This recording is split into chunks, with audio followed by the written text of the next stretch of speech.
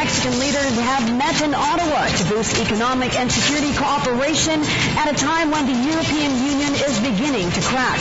Britain's plans to leave the bloc and the terrorist attack in Turkey has overshadowed the meeting Wednesday in the Canadian capital, where the three leaders spoke of greater integration among their countries. Radhika Hoke has this report. The summit, nicknamed Three Amigos, is the first hosted by Canadian Premier Justin Trudeau, who noted it is the last to be attended by U.S. President Barack Obama. It's a little sad that this will be the last chance for all three of us to get together in this capacity, given President Obama's impending retirement. The United States, Canada, and Mexico are members of the North American Free Trade Agreement, which some Americans oppose.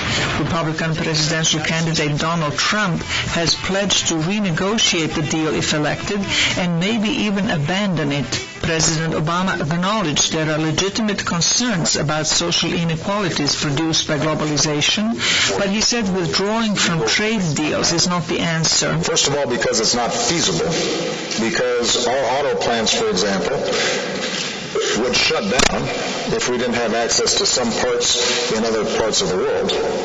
So we'd lose jobs, and the amount of disruption that would be involved would be enormous. Obama said Britons who voted to leave the EU still want access to its free trade market. They just don't want the obligations that go with it.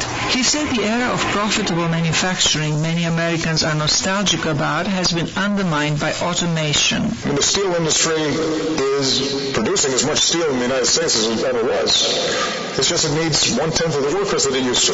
The three leaders condemned Tuesday bombing in Istanbul. Mexican President Enrique Peña Nieto said Mexico and the United States work closely together to prevent such attacks on their soil. The security of both nations comes about because of the cooperation between our governments in sharing information and having daily interaction. In his address to Canada's Parliament later Wednesday, President Obama stressed the stability of the U.S.-Canadian relationship at the time when the European Union is rattled by Brexit, and China has tense relations with its neighbors in the South China Sea.